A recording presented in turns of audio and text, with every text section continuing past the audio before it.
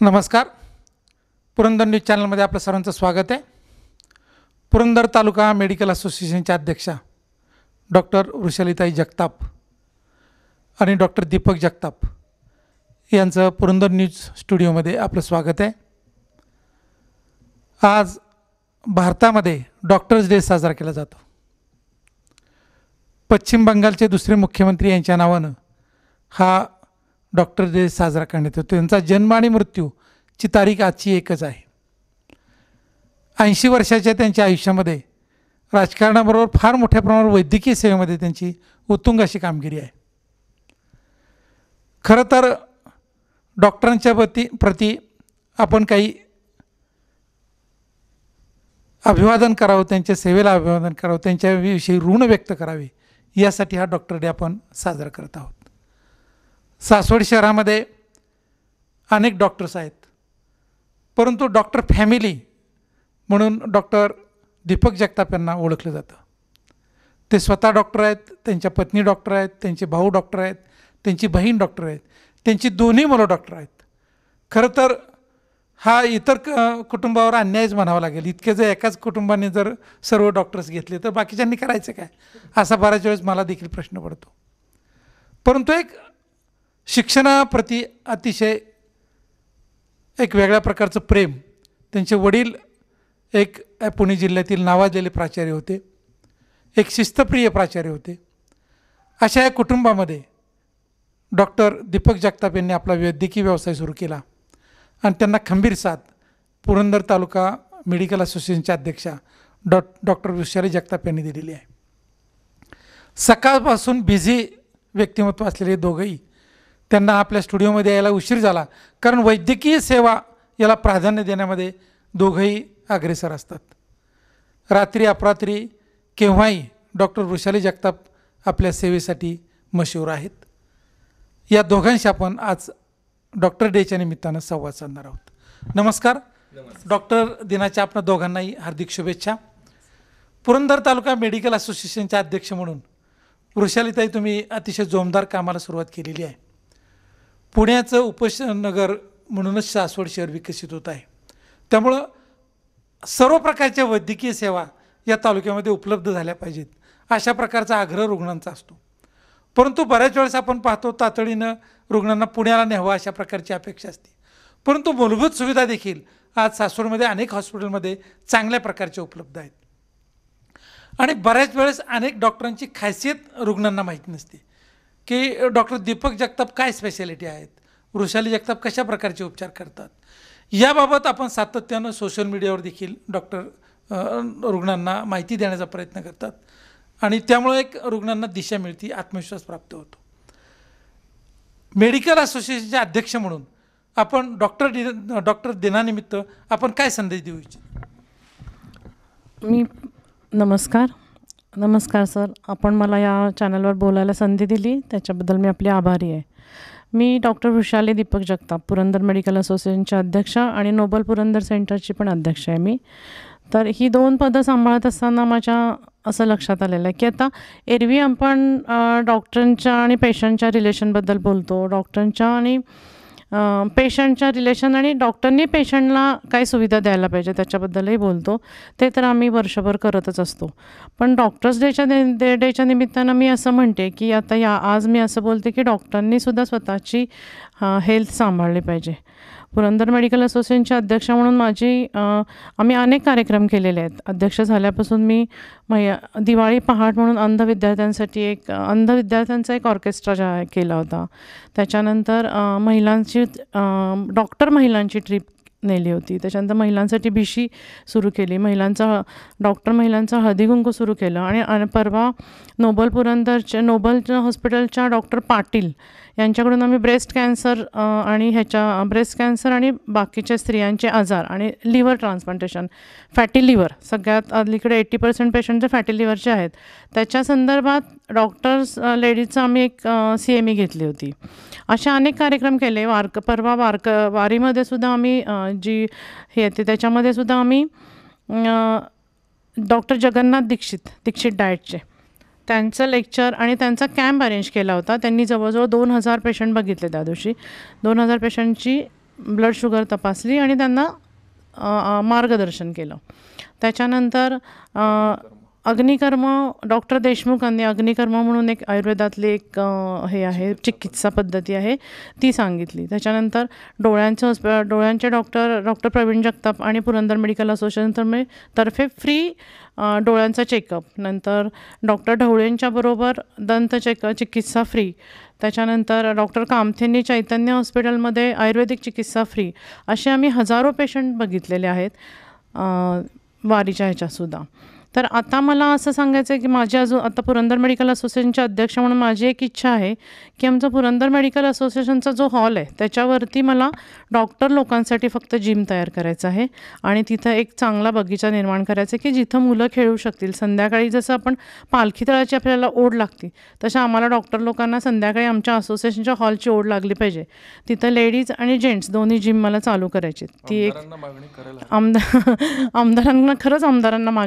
आमदारांकडे मी मागणी करणार आहे की आम्हाला तिथे आमच्या पुरंदर तालुक्यातील डॉक्टरांच्या हेल्थसाठी आम्हाला एक तिथे जिम तयार करून द्या की ज्यामुळं आम्ही तुमचे जसे हेल्थचा विचार करतो तसं तुम्ही आमच्या हेल्थचा विचार करा. ती एक माझी अजून एक मोठा इच्छा मी ठेवलेली आहे की ते करायची. बघूया आता त्याला कसं हे होतं ते. राजवर्धिनी जगतापांच्या ग्रामीण भागामध्ये आम्ही राजवर्धिनीताईंबरोबर पिसुर्टीसारख्या ग्रामीण भागात पण शिबिरं घेतलेली आहेत. आणि मला आश्चर्य वाटलं की त्या भागातल्या लोकांनासुद्धा सासवडच्या म्हणजे बऱ्याच डॉक्टरांकडे ते येणारे आहेत. असं काही नाही की सगळे लोक पुण्याला जातात. असं सासवडमधले पण बरेच लोकांकडे बरेच दवाखान्यांमध्ये खेडोखड्यातून पाड्यातून लोक येत असतात. इथे आता आम्ही जेव्हा प्रॅक्टिस सुरू केली तेव्हा डिलेवरीचा पेशंट आला तरी जगताप मॅडमनीच बघायचा, सर्दी खोकल्याचं पण मीच बघायचा, हार्ट अटॅकचं पण मीच बघायचा. अशी परिस्थिती होती. एक तासाला उठायला लागायचं मला रात्री की पेशंटला नक्की काय आहे, घाटाखाली जायचं त्यांनी तर काय इथे बघायचं. हे असं पॉयझनिंगचे पेशंट पण आम्ही त्यावेळेला पाहिलेले आहेत. पण जसं 2004ला चिंतामणी हॉस्पिटल झालं, त्याच्यानंतर धन्वंतरी झालं, त्याच्यानंतर संत सोपानदेव झालं, ही हॉस्पिटल झाल्यामुळं उलट आम्हाला जनरल प्रॅक्टिशनर्सना किंवा फॅमिली डॉक्टर्सना जरा थोडीशी विश्रांती मिळाली. आम्हाला रात्रीची झोप थोडी मिळायला लागली आधीपेक्षा कम्पॅरेटिव्हली जरा जास्ती. कारण लोकांना पण आता अवेअरनेस एवढा आला की बाबा छातीत दुखतं आहे तर इथं वेळ घालवण्यापेक्षा मोठ्या हॉस्पिटलमध्येच जायचं. ही मोठी हॉस्पिटल चालू झाल्यामुळे खूप चांगली गोष्ट झालेली आहे सासवडमध्ये. या लोकांच्या आभार मानले पाहिजेत की एवढेच तज्ज्ञ डॉक्टर येऊन सासवडसारख्या ठिकाणी प्रॅक्टिस करतात. कारण तसं सासवड बाजूला पडतं कारण आम्हाला मल्टीस्पेशालिटी हॉस्पिटल उभं करायचं तर असे प्रॉब्लेम येतात की खालचे हडपसरचे पुण्याचे जे डॉक्टर लोक असतात ते म्हणतात अंतर कमी आहे सासवडला यायला पण घाटामुळं भीती वाटते. पण तरीसुद्धा ही लोकं येऊन आपल्याला सेवा देतात. त्याच्यामुळं आपण एवढी मोठी हॉस्पिटल्स उभं केली. अजून एक मला करायचं म्हणजे आता आमची अख्खी फॅमिली डॉक्टर आहे त्यामुळे मला अजून एक खूप मोठी इच्छा आहे की मला टर्शरी केअर सेंटर उभं करायचं आहे सासवडमध्ये. ते पण कॅन्सरसारख्या आजारावर की तिथं इन्स्टिट्यूट उभं करायचं आहे. इच्छा तर खूप आहे. बघूया आता करणार तर नक्कीच पण बघू कसं जमते ते. आता अतिशय उत्तम प्रकारचं तुम्ही सासवडमधील आरोग्यसेवेचं वर्णन केलेलं आहे. डॉक्टर दीपक जगताप, तुम्ही संपूर्ण राज्यभर फिरला, जगभराचा या आरोग्यसेवेचा तुमचा तुलनात्मक अभ्यास आहे. भारताला फार मोठा प्राचीन इतिहास आहे या वैद्यकीय सेवेबाबत. परंतु या भारतीय वैद्यकशास्त्रातली प्रगती आणि जागतिक वैद्यकशास्त्रातली प्रगती याचा कसा आपण ताळमेळ घातला पाहिजे. आज बऱ्याच वेळेस आपण तांत्रिक बाबी सुरुवातीला डॉक्टरकडे गेले तर आपल्याला तपासायला सांगितलं जातं, हे करा ते करा, तपासण्या करा आणि नंतर डायग्नोसिस किंवा निदान केलं जातं. सुरुवातीला आपण डॉक्टर सासवडमध्ये मी पूर्वीच्या माझ्या अनुभवात ते आहेत, फॅमिली डॉक्टर म्हणून सेवा देत होते.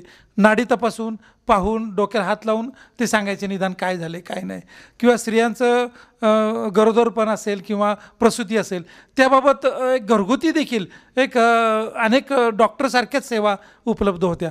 परंतु आधुनिक सेवा आल्यानंतर देखील काही अनेक अडथळे निर्माण होतात, तसे फायदेही होतात. तर प्राचीन जी आपली वैद्यकीय सेवा आहे आणि आधुनिक तंत्रज्ञानाच्या मदतीने जगाचाच आपण विचार केला तर जपानमध्ये असेल, अमेरिकेमध्ये असेल तर व्यक्तीचं आयुष्यमान वाढलेलं आहे. ॲव्हरेज जो रेट आहे तो वाढलेला आहे. वैद्यकशास्त्राचं हे आपल्याला मिळालं वरदानच म्हणावं लागेल. मग या सर्व गोष्टींचं आपण कशा प्रकारे समायोजन करणार आहात? नमस्कार. प्राध्यापक प्रदीप जगताप संचलित पुरंदर न्यूज चॅनलचे मी पहिल्यांदा आभार मानतो की आज डॉक्टर दिनाच्या निमित्तानं त्यांनी शुभेच्छा देण्यासाठी आणि काही आमचे विचार जनतेपर्यंत पोहोचवण्यासाठी त्यांनी आम्हाला इथे आमंत्रित केलं, त्याबद्दल मी त्यांचे आभार मानतो.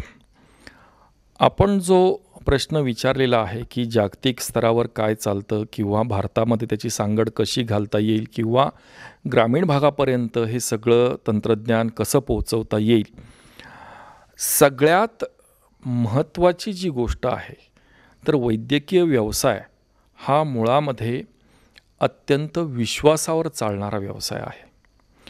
ज्या दिवशी तुमची विश्वासार्हता संपते त्या क्षणाला तुमच्याकडं असणारं व्हेंटिलेटर असेल, तुमच्याकडं CT स्कॅन मशीन असेल, तुमच्याकडं MRI मशीन असेल, तरी या सगळ्या गोष्टी खरं म्हणजे निरुपयोगी ठरतात.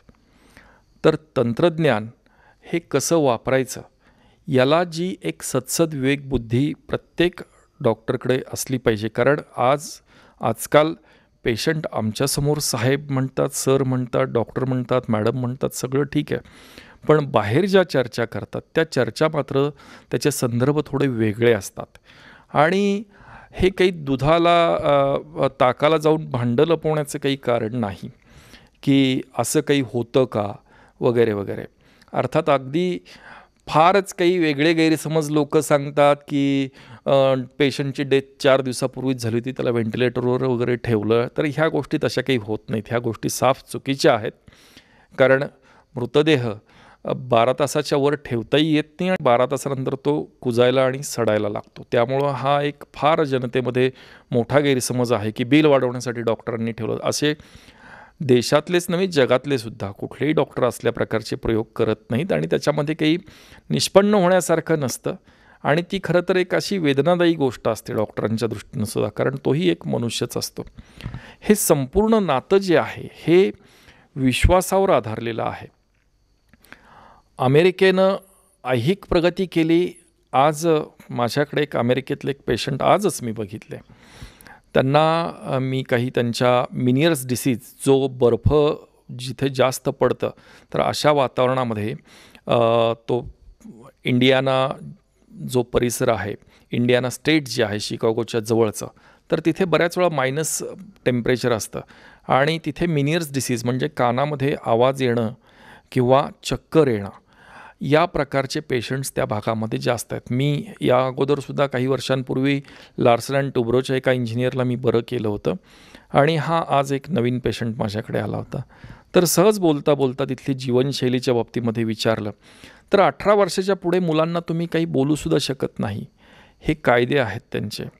मरिज्युआना किंवा अफेम, कॅनॅबिस इंडिका, गांजासारखं ज्याला आपल्या देशामध्ये बंदी आहे, पण लोकांची गरज निर्माण झाली आणि लोक त्याशिवाय जनता ऐकतच नाही, म्हणून अमेरिकेमध्ये कायदेशीररित्या तुम्ही मरिज्युआना लावू शकता तुमच्या बागेमध्ये, त्याचं पीक घेऊ शकता आणि ते वापरू शकता. त्याची सेंटर्स आहेत. त्याच्यानंतर लिक्विड निकोटीन जे आपण सिगारेट किंवा तंबाखू किंवा बिडीमध्ये जे निकोटीन आहे ते द्रवस्वरूपात सुद्धा निकोटीन अमेरिकेमध्ये मिळतं आणि त्याच्या ट्यूब्स येतात. त्या ट्यूब्स नुसत्या तोंडाला लावायच्या आणि ओढायच्या. ते ओढलं की त्या द्रवरूप निकोटीनचं रूपांतर वायुरूपामध्ये होतं आणि साक्षात सिगारेटसारखा धूरसुद्धा यायला सुरुवात होते. त्याचे वेगळे वेगळे फ्लेवरसुद्धा असतात. तर आता या व्यसनांमध्ये तो समाज अडकतो आहे आणि भारतीय संस्कृती जी आहे ही मुळात याला जी प्राचीन परंपरा आपण ज्याप्रमाणे म्हणालात की जुन्या पद्धतीची किंवा आजीबाईचा बटवा आपल्याला म्हणायचं होतं थोडक्यात की घरगुती उपाय काय असू शकतात, तर घरगुती उपाय जसे आपण आपल्याकडे जतन केलेले आहेत तसं त्या संस्कृतीमध्ये नाही. तिथे आत्ता या क्षणाला जे आहे त्याच्यावरच ती जनता तिथली विश्वास ठेवते आणि त्याप्रमाणे ती वाटचाल करत राहते. परिणाम असा झाला की त्याच्यामुळे स्मृतिभ्रंश होणं किंवा एक प्रकारची उद्विग्नता त्या समाजामध्ये मोठ्या प्रमाणामध्ये वाढीस लागली. आपण एक 8-15 दिवसापूर्वीचं वर्तमानपत्र किंवा टी व्हीवरच्या बातम्या ऐकल्या असतील की एका मुलानं शाळेमध्ये जाऊन बेछूट गोळीबार केला. तर या प्रकारचा स्प्लिट पर्सनॅलिटीज किंवा मानसिक विकारांचे रुग्णांचं प्रमाण तिकडे खूप वाढतं आहे. तर त्यामुळे आपण खरं तर भारतीय आहोत.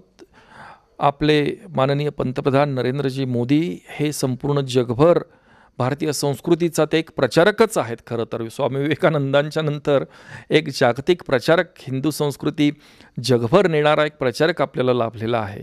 तर हिंदू संस्कृतीमध्येही जी आपली तत्त्वं आहेत, पंचतत्वांच्या बाबतीमध्ये ते बोलतात. ते आई वडील, मातृऋण, पितृऋण, गुरुऋण या बाबतीमध्ये ते संदेश देत असतात. तर ह्या संस्कृतीनं खरं म्हणजे हा आपला पाया आहे आणि त्या पायावर आपण उभे आहोत. त्याच्यामुळे काय आहे की लोकांनी स्पेशालिटी हॉस्पिटल्स आणि मल्टीस्पेशालिटी हॉस्पिटल्स आणि याच्याकडे जाण्याचा ओघ लोकांचा असण्याचं कारण एक म्हणजे पैसा.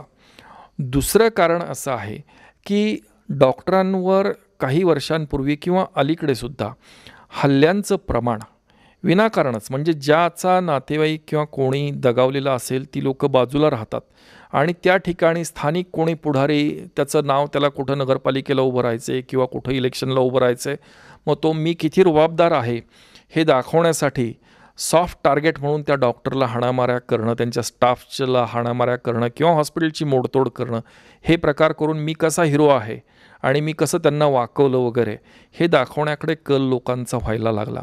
आणि त्यातून खरं म्हणजे फॅमिली डॉक्टर ही कन्सेप्ट मोडीत निघायला लागली. मग डॉक्टरांनी असं वाटायला लागलं की आपण ह्या भानगडीतच पडायला नको, आपण एकट्यानं हॉस्पिटल सांभाळायचं. उद्या जर तलवार घेऊन कोणी आला, पिस्तूल आपल्यावर रोखून धरलं तर आपल्या बायका मुलांचं काय करणार? हा काही पेन्शनेबल जॉब नाही आहे. समजा हात मोडला, उजव्या हातावरच तलवार मारली, लिहायचाच हात मोडला, तपासायचाच हात मोडला, तर आपण पुढे काय करणार आयुष्यामध्ये? त्यामुळे खरं तर मल्टीस्पेशालिटी हॉस्पिटल्स आणि एकत्र प्रॅक्टिस करण्याकडे डॉक्टरांचा कल वाढत गेला.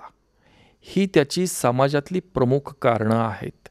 आणि दुसरी गोष्ट अशी झाली की लोकांना पैसा, पाणी, नोकऱ्या, पगार, सॅलरीज मोठ्या मोठ्या मिळायला लागल्या. त्याच्यातून काय व्हायला लागलं की त्याचा लगेच फायदा घ्यायला बहुतेक multinational foreign companies, insurance companies मार्केटमध्ये उतरल्या. आणि मग तुम्ही ही पॉलिसी घ्या, ही अमुक एक हेल्थ पॉलिसी घ्या, तमुक हेल्थ पॉलिसी घ्या. त्या पॉलिसीचे हप्ते लोकांनी चालू केले. आणि बऱ्याच रुग्णांना असाही अनुभव आला की कोविडमध्ये ते क्लेम सेटल होत नाही आहेत किंवा काहीतरी एक ती कंपनीला, कारण पैसे त्यांना द्यायचे नसतात, त्याच्यामुळे मग ते काहीतरी क्वेरीज काढतात आणि त्या क्वेरीवरून अडवून धरतात, एक शंका उपस्थित करतात आणि त्याच्यावरून अडवून धरायचं. आणि खरं तर तो रोग जो आहे तो तुमचा स्थानिक डॉक्टर, तुमचा लोकल जो तुमचा नेहमीचा फॅमिली डॉक्टर आहे, तो सुद्धा तो बरं करू शकत होता. परंतु तुमच्या अतिउत्साहामुळे तुम्ही मोठ्या ठिकाणी गेलात, मोठा खर्च करून बसलात आणि तुम्हाला असं वाटतं की पॉलिसीमध्ये ह्या सगळ्या गोष्टी कव्हर होतात. पण पॉलिसीमध्ये तुमचा फॅमिली डॉक्टर तुमच्यासोबत नसतो, तुम्हाला धीर देणारा माणूस तिथे नसतो. तुम्ही ICUमध्ये गेलात की तुम्ही आयसोलेट होता समाजापासून. तिथे तुला बरं वाटेल बाळा, काळजी करू नकोस, आम्ही आहोत तुझ्याबरोबर, हे सांगणारा कोणी नसतो. त्यामुळे आयुष्य आपोआपच यंत्रवत होत जातं. आणि ICU सायकोसिस म्हणतात की माणूस हा वसाहतप्रिय आहे. मी माझ्या अनेक व्याख्यानांमध्ये सांगतो, माणूस हा मुळात वसाहतप्रिय आहे. त्यामुळे त्याला जर बाजूला काढलं, आता कोविडमध्ये आपण बघितलं की लोक काही ना काहीतरी तंबाखूची पुडी आणायला काही ना बाहेर पडायच्या, कारण शोधत असायचे. पोलिसांचा मार खाल्लाय प्रसंगी, पण समाजामध्ये ह्याचं काय चाललंय, त्याचं काय चाललंय, काही ना काही बघायला लोक बाहेर पडायचे. याच्यामुळे माणूस समूहप्रिय असल्यामुळे माणसाला एकटं राहणं पसंत नसतं. आणि मग ICUमध्ये आपण फक्त छताकडं बघत 24 तास झाले, बाहेर किती वाजले, दिवस आत्ता रात्र आहे की दिवस आहे याचीही कल्पना येत नाही. अशा परिस्थितीमध्ये आपण ICUमध्ये दाखल होतो. तर ह्या घटना खरं म्हणजे ज्यावेळेस एवढा गंभीर प्रसंग ओढावण्याच्या अगोदरच त्याच्या सूचना, तुमचं शरीर तुम्हाला, ईश्वरी काही देणगी प्रत्येकाला दिलेली असते, तुमचं शरीर तुम्हाला त्याचे सूचना देत असतं. पण आपण दुर्लक्ष केल्यामुळे आपल्याला सासवड सोडून मग पुण्याला, पुण्यातून मग मोठ्या हॉस्पिटलमध्ये, मग तिथे अनेक तपासण्या, अनेक गोष्टी यांना तुम्हाला सामोरं जावं लागतं. तर या गोष्टींपेक्षाही तुमचे स्थानिक डॉक्टर, तुमचे फॅमिली डॉक्टर हा एक आपली, ज्याला जन्मापासून अगदी तुम्ही तरुण वयात असाल, वृद्ध अवस्थेमध्ये असाल, तर तुम्हाला तुमची माहिती असणारा एक डॉक्टर, जो पुण्यातल्या डॉक्टरांना सुद्धा फीडबॅक देऊ शकेल, असा तुमचा डॉक्टर असणं अत्यंत आवश्यक आहे. जग कितीही विस्तारलं आणि याच्यामध्ये यंत्र जी तयार होतात हे शेवटी हा पार्ट डॉक्टरचा नाही आहे. पेसमेकर तयार झाला तरी हा पार्ट डॉक्टरचा नाही आहे. आर्टिफिशियल किडनी तयार झाली, आर्टिफिशियल हृदय तयार झालं तरी हे मेडिकल इंजिनिअरिंगचा पार्ट आहे. हा मेडिकल इंजिनिअरिंगचा पार्ट आहे, हा डॉक्टरचा पार्ट नाही आहे. मेडिकल इंजिनिअरिंग आता कॅप्सूलद्वारे एंडोस्कोपी केली जाते. तुम्ही एक कॅप्सूल म्हणजे कॅमेराच गिळायचा आणि तो संपूर्ण आतड्यातून संडास वाटे बाहेर पडला की ती कॅप्सूल कलेक्ट करायची, धुवायची आणि त्याचं कम्प्युटरला जोडली की तिनं काय काय त्या कॅप्सूलला निरीक्षण केलं हे सगळं बघायचं. तर या गोष्टी पूर्वी स्टार ट्रेक वगैरे ज्या जुन्या सिरियल्स होत्या इंग्रजी, तर त्याच्यामध्ये अशा काल्पनिक गोष्टी त्यावेळेस होत्या, पण त्या आता सत्यामध्ये वापरल्या जातात. तर तंत्रज्ञान हे शेवटी माणसाच्या भल्यासाठीच आहे. आत्ता मला आजच्या ज्या अमेरिकेतल्या पेशंटने सांगितलं की मोबाईलच्या आहारी इतकी मुलं गेली आहेत की ती त्यांचं डोकं वरच काढत नाही. अख्खं दिवसातले शाळेचा वेळ, शाळेमध्ये सुद्धा त्यांना मोबाईल लागतो. शाळेत जर तुम्ही पोहोचला नाही तर शाळेमध्ये घरी लगेच फोन येतो, त्या विद्यार्थ्याच्या मोबाईलवर फोन येतो, पालकांना इंटिमेट लगेच केलं जातं आणि त्याचं उत्तर पालकांना द्यावं लागतं की मुलगा शाळेत का नाही आलेला. त्यामुळे अटेंडन्स त्यांना कंपल्सरी आहे. परंतु मोकळ्या मधल्या वेळामध्ये ज्या सुट्ट्या असतात, मधल्या सुट्ट्या असतात, याच्यामध्ये मुलं अनेक प्रकारचे उद्योग तिथं त्या ठिकाणी करत असतात.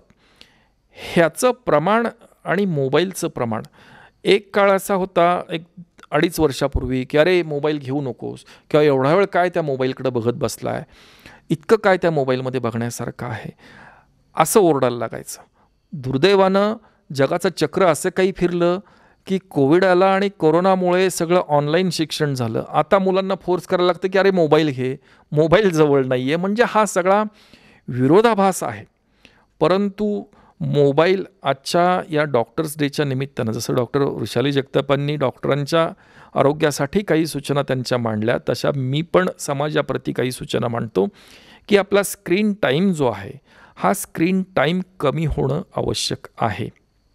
मी स्वतः होमिओपॅथी तज्ज्ञ म्हणून काम करतो. गेली 30 वर्ष मी प्रॅक्टिस करतो आहे. तर याच्यामध्ये या प्रकारच्या मस्मॅरिझम नावाचं एक डीप हिप्नॉटिक इंडक्शन खाली करण्याचा एक प्रकार असतो. त्याच्यासाठी माझ्याकडे लांब लांबून पेशंट येतात की मला नीटच्या परीक्षेची भीती वाटते, मला जेईच्या परीक्षेची भीती वाटते आणि किंवा 10वीच्या बोर्डाच्या परीक्षेची भीती वाटते, 12वीची भीती वाटते. अशा प्रकारची मुलं येतात. तर यांच्यामध्ये या प्रकारच्या समस्या आहेत. एक पेशंट माझ्या नुकताच बघण्यात आला. त्या मुलानं त्याच्या हातावर मनगटापासून, डाव्या हातावर मनगटापासून कोपरापर्यंत 45 वार केलेले आहेत. घरातल्या सुरीनं किंवा ब्लेडनं नस कापण्याचा प्रयत्न केला. एक मुलगी, 5 वर्षापूर्वी मी एका मुलीला ट्रीट केलं होतं. केस गळतात म्हणून त्या मुलीला माझ्याकडे आणलं होतं. ह्या मुलीचे केस गळतात, तिचं पूर्ण जवळजवळ टक्कल अगदी एवढे केस डोक्याला होते. पण ते केस असे अनइव्हन होते, म्हणजे गवत, कमी कापलेलं गवत आणि अगदी मुळापासून कापलेलं गवत हा जसा फरक दिसावा तसं तिचं डोकं दिसत होतं. मग मी तिच्या आईला म्हटलं तुम्ही जरा 5 मिनिट बाहेर बसा. आईला विचारलं की तुम्हाला मग तिला विंचरलेले केस कुठं दिसतात का जमिनीवर?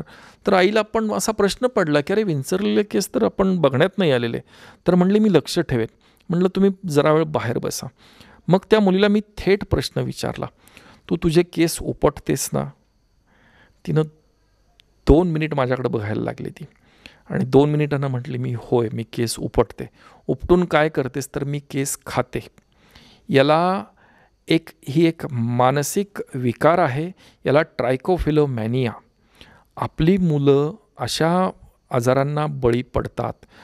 जसं तुम्ही सर्दी, खोकला, कोविड, कावीळ, टायफॉईड याच्याही पुढं जग जातं. जेवढं तुमच्यामध्ये मोबाईल आणि ह्या विश्वाची क्रांती जेवढी होते, तंत्रज्ञान एका मोबाईलमध्ये, गुगलमध्ये तुम्ही गेलात की जगातल्या सगळ्या गोष्टी तुम्हाला अवेलेबल होतात, तुम्हाला वाचायला मिळतात.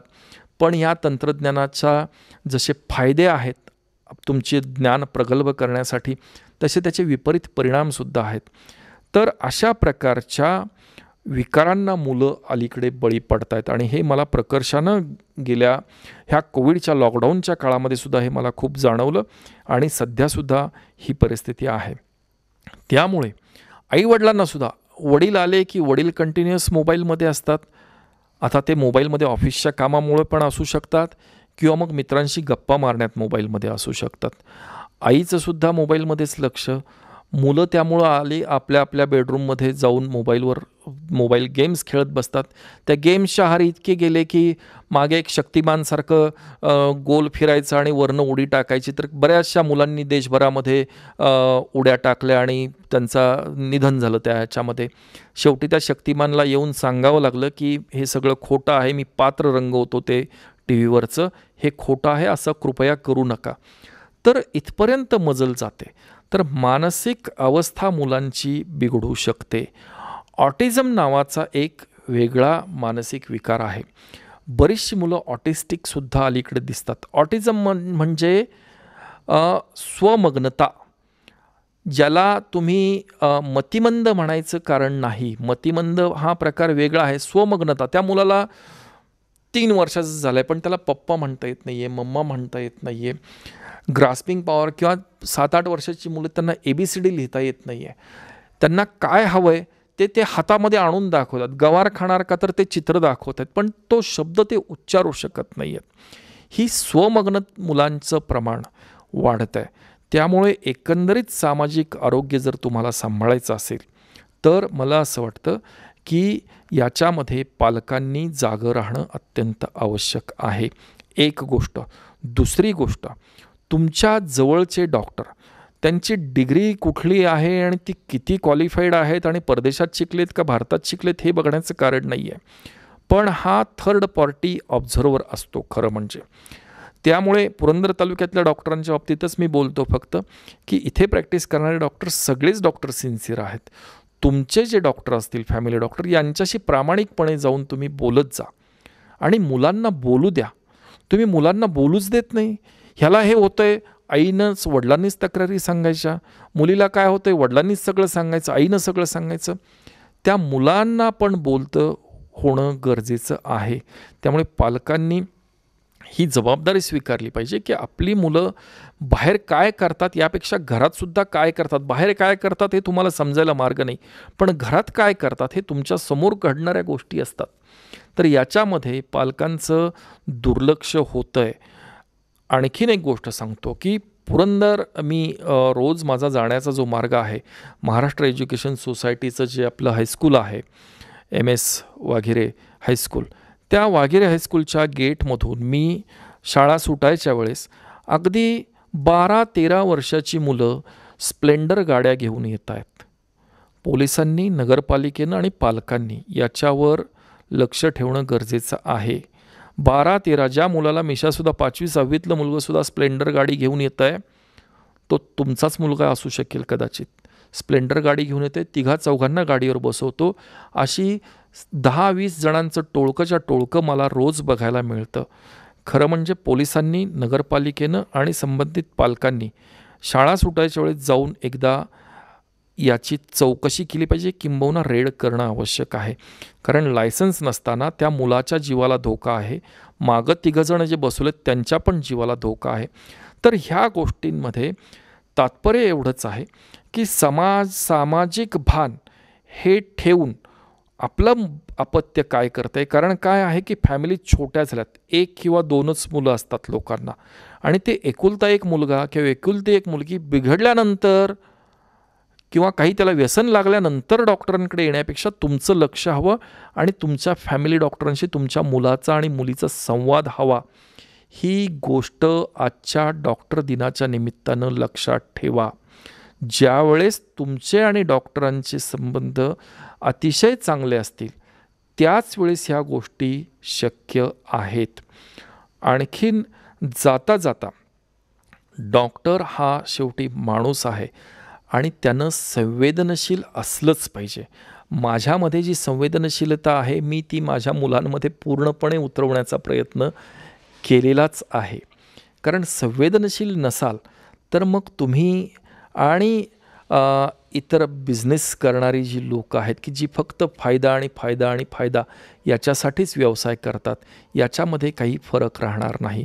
त्यामुळे आपण समाजाप्रती संवेदनशील हे असलंच पाहिजे. प्रत्येक पेशंटच्या बाबतीत संवेदनशील असलं पाहिजे. जाता जाता एक गोष्ट सांगतो. गोष्ट खूप जुनी आहे. जवळजवळ ह्या गोष्टीला 29 वर्ष झालेली आहेत. शिरखुर्मा या गोष्टीचं नाव आहे, लक्षात ठेवा. मी ही गोष्ट खरं म्हणजे मी लिखाण करणार होतो, परंतु आज योगायोगानं सरांनी मला बोलवलं आणि माझ्या मनात असणारी गोष्ट मी बरेच दिवस कोणाला सांगितली नाही. मी आज तुम्हाला या चॅनलच्या माध्यमातून सांगतो. माझं क्लिनिक त्यावेळेस आत्ताचं जिथे हॉस्पिटल आहे तिथेही नव्हतं किंवा बाजारपेठेत होतं सुरुवातीला, तिथेसुद्धा नव्हतं. 1992-93 साली आमचं घर हडकोच्या एका टोकाला 539D या ठिकाणी खाली माझे आईवडील राहायचे आणि वर मी क्लिनिक थाटलं होतं. आणि जगताप या नावाची दहशत इतकी आहे लोकांमध्ये, विनाकारणच दहशत आहे एक प्रकारची. मला लोक माझ्या बोलण्यावरून सांगायची की खालचे म्हातारी जी आहेत ना ते जगताप आहेत ना डॉक्टर साहेब, तुम्ही सांभाळून राहा. अहो म्हणलं दुर्दैवानं ते माझे आईवडील आहेत. मग ती बाई एकदम चरकली. असं आपण बोलून गेलो आणि ह्यांचे आईवडीलच आहेत ते. तर असो, एक वयस्कर असा हिवऱ्यावरून एक मुस्लिम गृहस्थ माझ्याकडे यायचा. पायजमा, शर्ट, कोपरी घातलेलं, पोट मोठं, पांढरी दाढी, टोपी, गांधी टोपी, मळलेले कपडे. आणि आमच्या मंडळींना घेऊन आलो म्हणून सांगायचा. आणि मंडळी त्याच्या असे चष्मा, आणि दोघांना पण चष्मा, आणि त्या चष्म्याला असं दोऱ्यानंच बांधलेलं असायचं. चष्म्याच्या काड्या तुटल्यात किंवा काय, दोऱ्यानं बांधलेले चष्मे. तो मध्यम उंचीचा आणि त्याची बायको तर अगदी 5 फुटापेक्षाही कमी. गुडघे दुखतात म्हणून ते यायचे माझ्याकडं. तर मग मंडळींना औषध दिलं गुडघेदुखीवरचं. त्यावेळेस माझी फी असायची 12 रुपये, 15 दिवसाच्या औषधांची 12 रुपये. तर त्यावेळेस मी कोल्हापूर सासवड अपडाऊन करत होतो. तर तो 15 दिवसानं परत आला, परत 12 रुपयाची औषध. आता आमच्या मंडळींना बरं वाटतं बरं का. म्हटलं वा वा छान आहे. आजोबा बसा, पाणी प्यायचं आहे का? हो म्हणले, पाणी प्यायचे, जरा तहान लागले. पाणी दिलं. मग म्हणले परत 15 दिवसानं. आता माझ्या मंडळींना खूप आराम पडला बरं का. म्हणलं अरे वा. आणि त्यांना ऐकायला कमी यायचं, त्यामुळे मला मोठ्यानं ओरडून विचारायला लागायचं, काय कसं काय वगैरे वगैरे, असा संवाद व्हायचा. अगदी जवळ जाऊन बोलायला लागायचं. आणि यथावकाश माझा दवाखाना माझ्या घरातून मग मी अमर चौकात एक भाड्याची जागा मला मिळाली आणि मी त्या ठिकाणी यायला लागलो. तर तो म्हातारा येताना मला एकदा असं लक्षात आलं की तो वाघडोंगराच्या बाजूनं कुठनं तरी चालत, उन्हातानाचा मे महिना होता, उन्हातानामध्ये मे महिन्यामध्ये चालत येत होता, काठी टेकवत. तर म्हणलं अहो तुम्ही इकडून कुठून आला? तर म्हणला मी हिवऱ्यावरून आलो. म्हणलं हिवऱ्यावरून? एवढ्या लांबून आला चालत? हो म्हणलं, ते बसचे 2 रुपये वाचतात, तिकिटाचे माझे 2 रुपये वाचतात, तुमची फी 12 रुपये. मला 15 दिवसात. म्हटलं तुम्ही काम काय करता? म्हणला मी शेळ्या चारतो, माझ्याकडं 4 शेळ्या आहेत, शेळ्या चारतो, त्यांची जी बकरी होतात ती, करडं जी होतात ती पण वाढवतो. मग शेळ्यांचं दूध आम्ही कुठं विकत जात असेल त्यावेळेस, कारण एवढी सुबत्ता काही या तालुक्यामध्ये नव्हती. आज जागोजागी तुम्हाला हॉटेल्स आणि सगळ्या सुविधा आहेत, परंतु 29 वर्षापूर्वी फार वेगळी अवस्था होती. तर ते पैसे वाचवण्यासाठी तो माणूस चालत यायचा. माझ्या अक्षरशः डोळ्यामध्ये पाणी आलं. मी आईला खाली जाऊन सांगितलं, म्हणलं गं ह्यांनी हे चालत येतात त्या बायकोचं बिल भरण्याचे पैसे वाचावेत म्हणून. मग आई म्हटली बसा तुम्ही, जरा ऊन आहे खूप. तिनं कलिंगड चिरलं होतं. मी त्यावेळेचे त्यांचे पैसे घेतले नाहीत. तिनं कलिंगड चिरलं होतं आईनं. 2 फोडी त्या म्हाताऱ्याला दिल्या आणि त्या कलिंगड खाऊन तो माणूस निघून गेला. मग पुढे पावसाळा सुरू झाला. पावसाळ्यात सुद्धा तो चालतच यायचा आणि येताना काट्या कुपाटीला सीताफळं जी असतात शेळ्या चारता ती आपली जुन्या एका मळकट पिशवीमध्ये 2-4 सीताफळं. आता आमची 100 एकर शेती आहे, त्याच्यात सीताफळं भरपूर आहेत, पण तो प्रेमानं आपली सीताफळं कडेची, रस्त्याच्या कडेची किंवा जिथे जनावरं चालत असेल तिथली घेऊन यायचा. तर मी आईला अगदी ते द्यायचो आणि ही पिकवा म्हणून सांगायचं तांदळाच्या डब्यामध्ये ठेवून.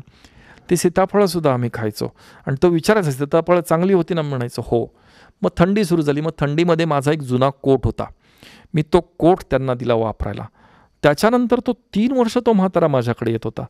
3 वर्ष तो मला सांगायचा, डॉक्टर साहेब तुमचा कोट लय भारी, डॉक्टर साहेब तुमचा कोट लय भारी. मला एकदम थंडीचं बरं वाटतं, एकदम थंडीचं बरं वाटतं. मग त्यांच्या बायकोसाठी आईनं काही साड्या होत्या जुन्या, त्या पण दिल्या वगैरे वगैरे झालं. आणि मग अनेक वर्षानंतर तो माणूस माझ्या अमर चौकातल्या क्लिनिकमध्ये एकदा आला आणि त्यावेळेस ईद होती आणि हा मुसलमान माणूस, ईद होती. त्यानं एक पिशवी गळ्यात अडकवलेली नेहमी असायची, त्याच्यातून एक जर्मनचा डबा काढला आणि म्हणला तुमच्यासाठी मी शिरखुर्मा आणला आहे. हिवऱ्यावरून चालत आलेल्या त्या मुस्लिम माणसानं शिरखुर्मा जर्मनच्या डब्यामध्ये आणला आणि मला वाटलं, मला पटकन ती शेळ्यांची आठवण झाली. मला शेळीचं दूध अजिबात आवडत नाही. शेळीच्या दुधानं मला लिटरली वासानंसुद्धा मला शेळीच्या उलटी होते.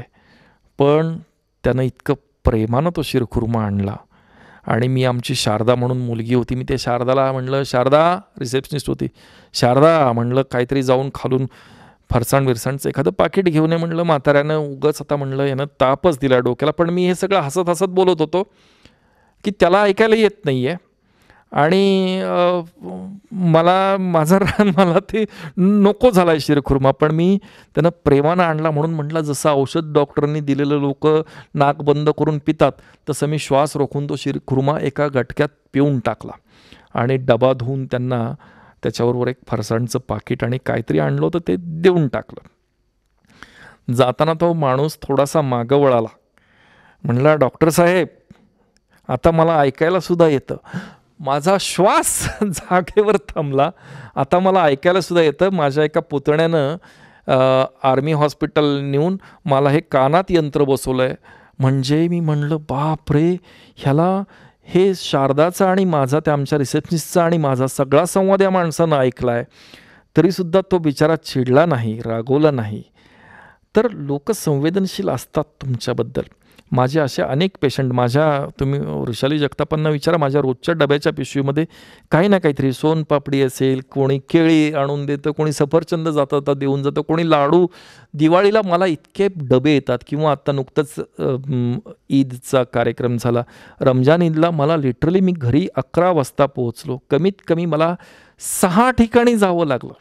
मुस्लिम बांधवांनी इतकं प्रेमानं, समाज तुमच्यावर प्रेम करतोच करतो. तुमच्या हातामध्ये मुसलमान भाई तो बोलते शिफा है आपके हाथ में, तो शिफा है, शिफा होनी भी चाहिए. तो हा एक प्रसंग सांगतो आणि या ठिकाणी पुन्हा एकदा मला आपण डॉक्टर दिनाच्या निमित्तानं बोलवलं. डॉक्टर BC रॉय यांना पण आम्ही अभिवादन करतो आणि आपण बोलवलं त्याबद्दल प्राध्यापक प्रदीप जगताप यांचे हार्दिक आभार मानतो आणि या ठिकाणी थांबतो. धन्यवाद.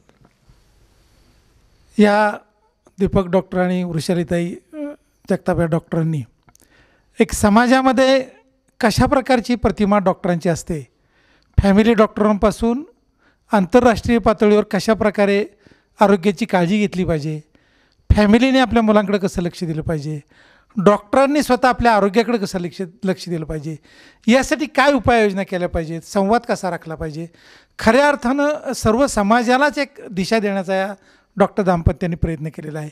त्यांना द्यावे तेवढे धन्यवाद थोडेच आहेत. खऱ्या अर्थानं रुग्णसेवा ही ईश्वर सेवा आहे हे समजूनच हे डॉक्टर दाम्पत्य सेवा करत आहेत. बऱ्याच वेळेस आपल्याला आजार आल्यानंतर, आपल्या शरीरामध्ये काही वेदना निर्माण झाल्यानंतर डॉक्टरांचं महत्त्व कळतं. डोकं दुखत असेल, आपल्याला कोच पडली असेल, हात मोडला, पाय मोडला, फ्रॅक्चर झालं, ॲक्सिडेंट झाला, पोट दुखत असेल, प्रसूतीच्या वेदना असतील, हे ज्यावेळेस स्वतःवर प्रसंग येतो त्यावेळेस खऱ्या अर्थानं डॉक्टरांचं महत्त्व आपल्याला कळतं. अतिशय प्राचीन काळापासून, विशेषतः सासवडचा इतिहासच डॉक्टरांनी आपल्या डोळ्यासमोर उभा केला.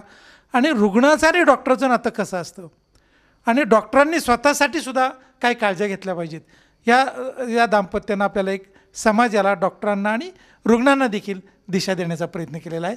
द्यावेत तेवढे धन्यवाद थोडेच आहेत. थँक्यू.